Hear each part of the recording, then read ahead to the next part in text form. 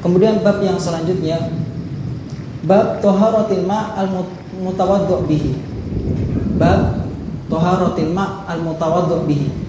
Sucinya air yang sudah digunakan untuk berwudu. Nah, ini bab yang kita tadi telah singgung tadi ya. Sucinya air yang sudah digunakan untuk berwudu. An Jabir bin Abdullah qala jaa Rasulullah sallallahu alaihi wasallam ya'uduni wa ana marid la aqil fatawaddu'a wa sabba wudu'ahu alayya. Dari Jabir bin Abdullah berkata, Rasulullah sallallahu alaihi wasallam itu datang menjenguk aku dan aku dalam kondisi sakit. Ini dari sini kita mengambil faedah juga ya. Bagaimana Rasulullah itu perhatian sekali dengan sahabat-sahabatnya. Sahabat Jabir bin Abdullah, walaupun mungkin menurut sahabat yang lain orang ini dipandang beda, sebagaimana ada seorang wanita yang ketika itu meninggal dunia, yang tugasnya hanya menyapu masjid. Ketika meninggal Rasulullah tidak dikasih tahu.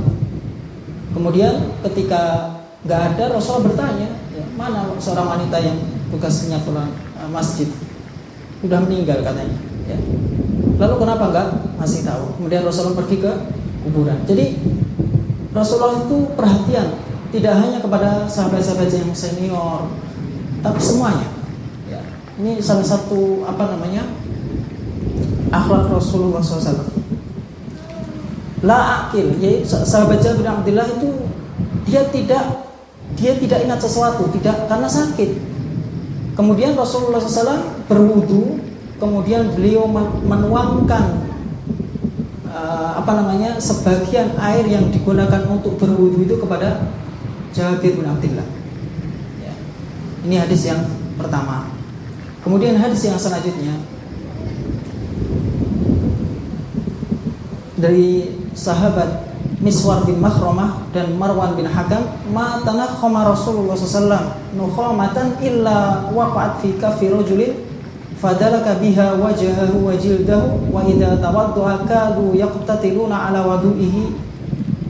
Tidaklah Rasulullah SAW mengeluarkan dahak, ya kita bahasakan dahak ya, sesuatu yang keluar dari mulut, kecuali itu akan jatuh di tangan para sahabatnya, di tangan sahabat. Fadalaka biha wajhahu wa jildahu, kemudian mengusapkan, menggosokkan ke wajah dan kulitnya. Ini jangan dipahami baunya gak enak ya. Ini mukjizat. Karena fisik Rasulullah SAW itu berkah. Dan berkah itu yang pada fisik Rasulullah SAW itu muntakilah, dzatiyah muntakilah, berpindah. Seorang muslim diberkahi oleh Allah SWT ya. Tapi keberkahan pada diri seorang muslim itu tidak bisa berpindah. Tidak bisa misalnya bekas air minum kita ya kemudian diambil berkahnya, nggak bisa. Adapun Rasulullah SAW, keberkahan yang ada pada fisik Rasulullah SAW itu bisa berpindah, ya bisa berpindah. Jadi sahabat berebutan ketika itu, dan apabila beliau berwudu, para sahabat itu berebutan sisa air wudu Rasulullah SAW. Ini hadis yang sahih juga, hadis riwayat Imam Bukhari dan Imam Muslim. Kemudian Imam Ahmad juga ya. Kemudian dari hadis ini ya, dari hadis yang telah kita sebutkan tadi, jumhur ulama berpendapat bahwasannya air yang sudah digunakan oleh orang lain itu bisa kita jadikan untuk bersuci.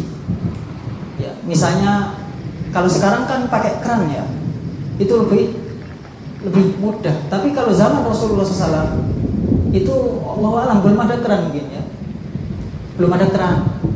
Adanya hanya ember ya. Ember pun bukan ember plastik ya sejenisnya ya. Jadi kalau mau berwudu itu pasti kan campur tangan orang banyak ya, bukan hanya satu. Jadi jumhur ulama berpendapat itu bisa tetap mensucikan walaupun bekas orang lain.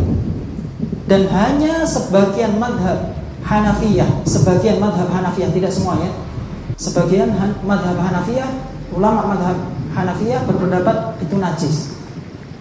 Ya, itu najis. Adapun jumhur ulama yang berpendapat bahwasannya air yang sudah digunakan, yaitu air mustakmal, itu bisa mensucikan. Dalilnya diantaranya adalah kharaja alaina Rasulullah SAW bil hajirah fa'utiya biwadu'in fatawaddu'a faja'ala an-nas ya'khuduna min fadli wadu'ihi fayatamassahuna bihi. Jadi ketika kami keluar, yaitu bersama Rasulullah SAW di pertengahan siang ya, lalu didatangkan air wudhu kepada Rasulullah SAW, kemudian beliau berwudhu. Kemudian para sahabat juga ikut mengambil sisa air wudhu Rasulullah SAW, fayatamassahuna bihi, kemudian mengusapkan ke wajah para sahabat. Jadi, kalau seandainya perbuatan para sahabat ini salah, atau kalau seandainya air bekas ini najis, otomatis akan dilarang oleh Rasulullah SAW. Tapi ternyata Rasulullah SAW membiarkan sahabatnya melakukan hal yang demikian. Ini menunjukkan bahwasanya sisa air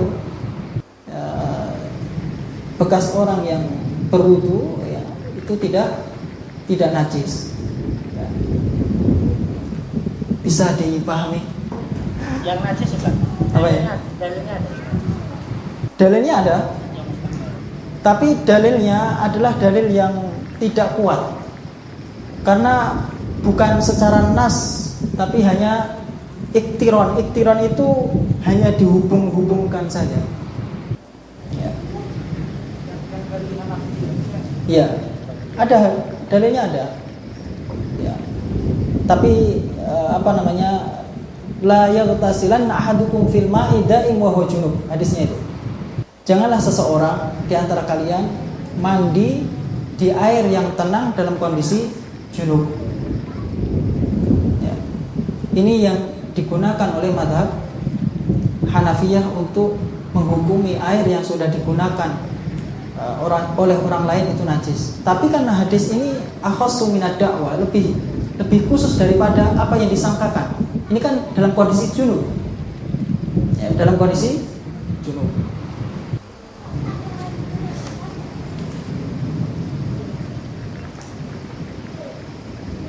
Dan kalau ada yang mengatakan itu kan mungkin kekhususan Rasulullah SAW, yang mana para sahabat mengambil air bekas dari Rasulullah SAW, itu kan mungkin kekhususan Rasulullah SAW. Ya, maka bantahannya adalah secara asal hukum Rasulullah SAW itu juga hukum untuk umatnya. Ya, secara asal hukum Rasulullah SAW itu juga hukum untuk umatnya, kecuali ada dalil yang menjelaskan tentang kekhususan tersebut. Akan tapi tidak ada dalil yang menjelaskan bahwasanya hal itu kekhususan Rasulullah SAW. Sehingga air bekas yang digunakan oleh orang lain bisa kita jadikan untuk alat bersuci, ya, berwudu. Tidak usah ragu, ya, tidak usah ragu. Kaum muslimin azanallahu wa iyyakum. Kemudian hadis yang selanjutnya, An Hudzaifah bin Yaman anna Rasulullah sallallahu laqiyahu wa huwa junub fahada anhu faghtasala thumma jaa faqala kuntu junuban faqala innal muslima la yanjus. Ini hadis yang diriwayatkan oleh Imam Muslim, ya, Rawahul Khamsah, ya, Rawahul Khamsah ila Bukhari wa Tirmidzi. Jadi dari sahabat Hudzaifah bin Yaman bahwasanya Rasulullah SAW menjumpai sahabat Hudzaifah bin Yaman ini dalam kondisi junub. Sahabat Hudzaifah dalam kondisi junub, bukan Hudzaifah. Fahada anhu, kemudian sahabat Hudzaifah ini menjauh dari Rasulullah SAW karena dia tahu dia dalam kondisi junub. Mungkin dia merasa bahwasanya dia masa dalam kondisi junub bertemu dengan Rasulullah, sehingga beliau ingin menjauh. Faghtasala, kemudian beliau mandi, kemudian datang. Kemudian beliau mengatakan, kuntu junuban, aku tadi dalam kondisi junub wahai Rasulullah ya. Kemudian apa jawaban Rasulullah SAW? Innal muslima la yanjus. Sesungguhnya seorang muslim itu tidak najis. Ini bantahan juga bagi orang yang suka menajiskan saudara muslim ya, yang tidak ikut kelompoknya, yang tidak ikut golongannya najis ya. Ini bantahan hadisnya. Nggak mau salam, nggak tegur, dikasih salam nggak mau jawab. Ini apakah sudah najis? Innal muslima la yanjus. Seorang muslim itu tidak najis. Hadisnya sahih, Bukhari dan waghairuhu. Dan hadis ini juga untuk memperkuat pendapat jumhur ulama tadi. Apa jumhur ulama tadi pendapatnya? Yang berkaitan tentang bekas air ya, masih tetap digunakan untuk berwudu. Karena seorang muslim itu asalnya nggak najis. Orang kafir najis nggak? Dalam ayat dijelaskan innamal musyrikuna najas. Sesungguhnya orang musyrik itu najis. Apakah fisiknya najis? Apakah bekas tempat duduknya najis? Apa yang dimaksud najis di sini? Penjelasan para ulama ya, najis hati, kesyirikan, kekufuran. Itulah yang membuat mereka najis. Adapun fisik mereka itu tidak najis.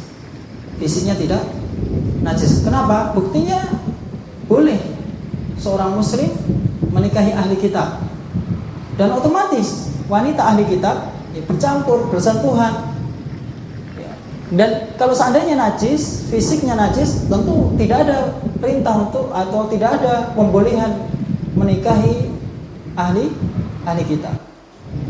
Tapi ternyata dibolehkan menikahi ahli kitab, Yahudi dan Nasrani.